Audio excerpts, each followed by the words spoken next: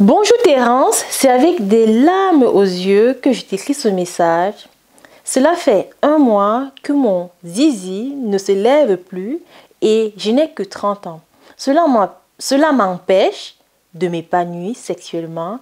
J'ai peur de perdre ma copine. Est-ce que tu peux m'aider? Pascal. Oui Pascal, ce que tu décris pourrait être difficile à vivre pour un homme. On appelle cela l'impuissance ou le trouble de l'érection. Tu n'es pas le seul dans cette situation car un homme sur 3 peut connaître un épisode de dysfonctionnement érectile ou d'érection molle. De mauvaises érections mènent à une insatisfaction sexuelle pour l'homme en question ainsi que pour sa partenaire. Si le problème n'est pas résolu, cela peut mener à une crise dans le couple. Les problèmes érectiles peuvent avoir plusieurs causes que je détaillerai dans cette vidéo. Monsieur, sachez que le trouble de l'érection ou bien l'impuissance n'est pas une fatalité, car il existe des traitements 100% naturels pour venir à bout de cela et de manière définitive. C'est une chance pour toi d'être tombé sur cette vidéo car je te donnerai des recettes simples et super efficaces qui vont t'aider à optimiser ta virilité, ta confiance à toi et ça change tout.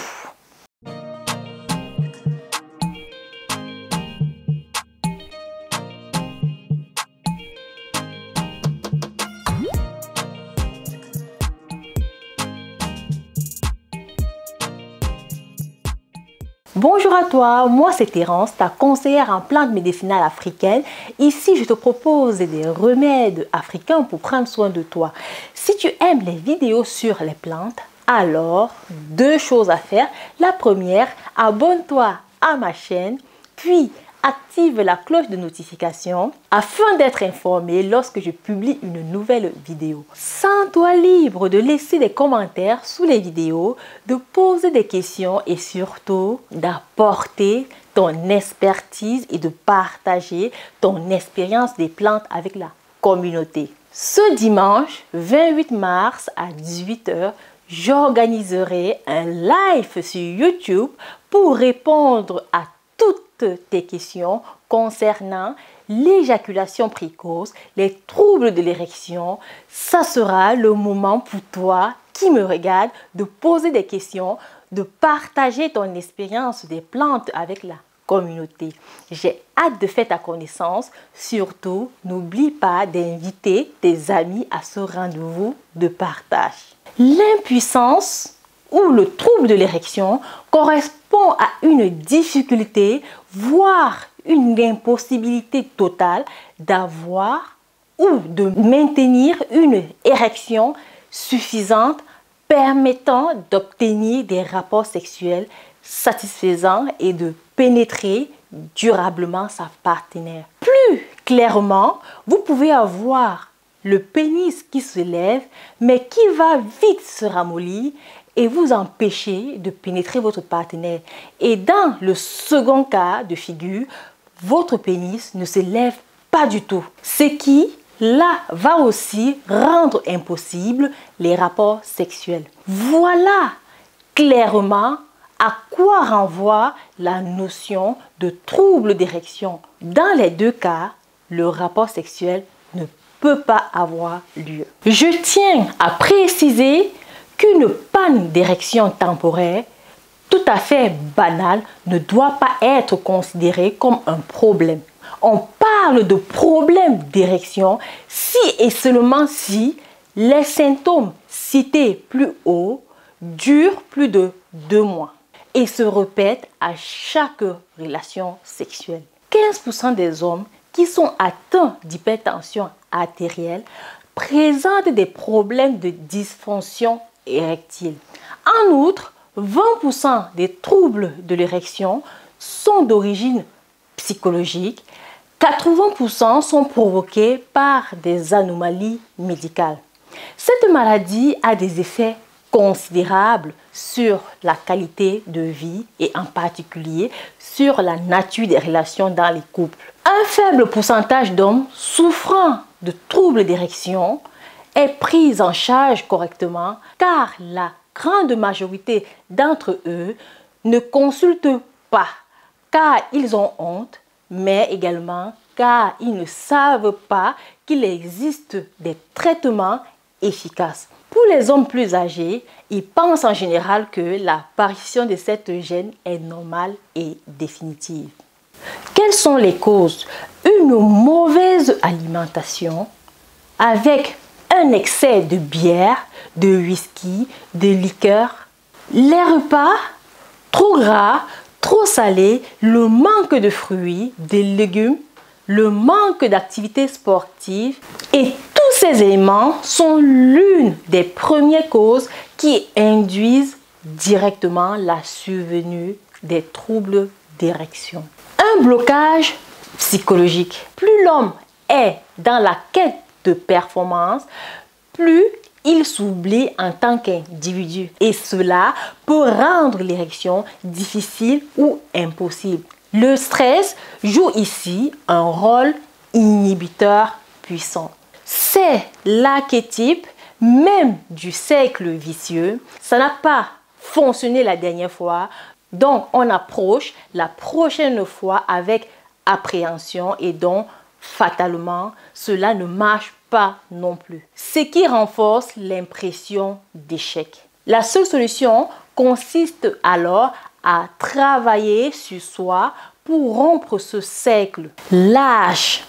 La première cause de dysfonction érectile est tout simplement un événement inéluctable, le vieillissement. Avec l'âge, les tissus perdent en termes de contractibilité, ils vont se détendre moins facilement et les vaisseaux vont donc avoir plus de difficultés à se gonfler pour laisser affluer le sang dans la verge. L'âge d'apparition de ces troubles est évidemment très personnel, mais on constate qu'en moyenne, la cinquantaine constitue un tournant important.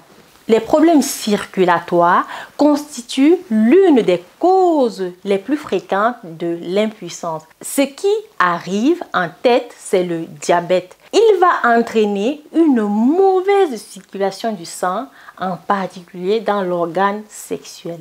L'hypertension artérielle et l'insuffisance rénale entraînent aussi un mauvais fonctionnement de la circulation sanguine en général. Et d'ajouter les traitements anti-hypertenseurs peuvent aussi réduire la qualité de l'érection. Un excès de cholestérol. Lorsqu'il est présent en trop grande quantité, le mauvais cholestérol va finir par s'accumuler et former des dépôts. Les plaques d'athérome sur les parois des vaisseaux. Leur diamètre est rétréci, le sang circule moins bien, ainsi l'excès de cholestérol peut provoquer des troubles de l'érection. Ces troubles peuvent être un symptôme qui doit conduire à consulter avant que le cholestérol ne dégrade l'ensemble de l'organisme. Des problèmes hormonaux peuvent être à l'origine de dysfonction érectile.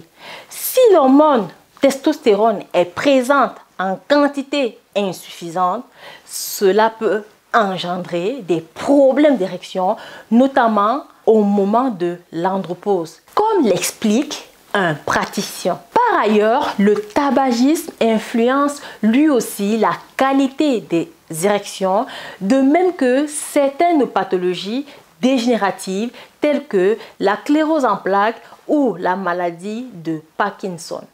Une opération de la prostate, elle consiste à retirer la tumeur, voire l'ensemble de la glande.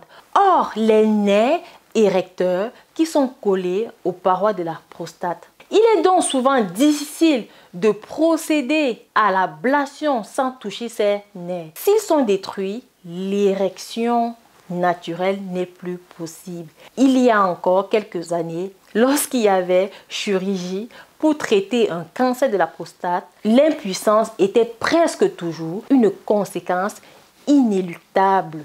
Heureusement, les choses ont changé.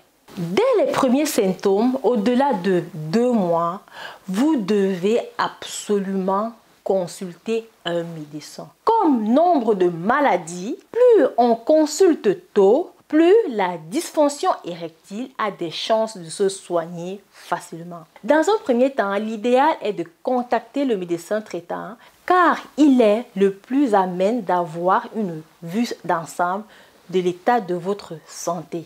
Certains changements de mode de vie peuvent aider à améliorer et à rétablir une fonction sexuelle normale, comme les exercices sportifs et la marche, arrêter de fumer, perdre du poids. Mais la première chose à faire est d'essayer de booster votre taux de testostérone. C'est presque tout ce dont vous avez besoin pour réparer le dysfonctionnement érectile.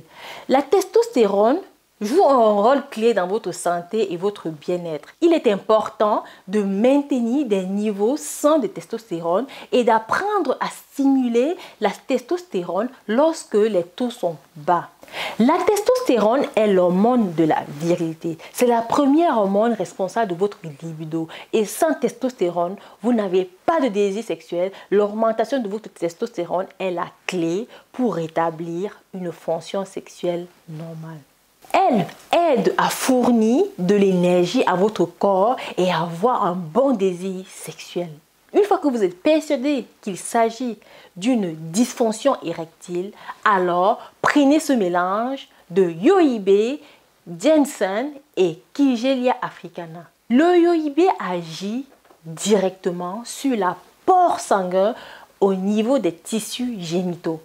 Le ginseng est un puissant vasodilatateur qui permet de maintenir l'érection. Le Kigelia augmente de façon naturelle le taux de testostérone. Ce que tu fais, dans un pot de yaourt, rajoute une cuillère à café de Kigelia africana en poudre, une cuillère à café de ginseng en poudre, une cuillère à café de poudre de yohibé et une cuillère à soupe de miel. Ce mélange te mettra en condition 1 heure avant les rapports sexuels. Elle t'apportera des érections puissantes et rigides et la résistance dont tu as besoin pour satisfaire ta partenaire. Pour un traitement définitif, vous prenez ce mélange tous les matins pendant 3 mois. Comme action préventive, réduisez votre consommation des plats gras et copieux car les excédents de matière grasse bouchent les artères et les veines, freinant ainsi la circulation sanguine, ce qui rend impossible ou difficile une érection. Et pour ceux qui réussissent à en avoir, elle est de courte durée. Les hommes en surpoids, obèses avec un ventre proéminent, avant toute chose, perdez le poids. Cet excédent de gras alourdit votre corps, fatigue votre cœur et rend difficile, voire impossible, une érection. 30% d'hommes qui perdent le poids retrouvent naturellement leur libido du passé sans ingérer de produits.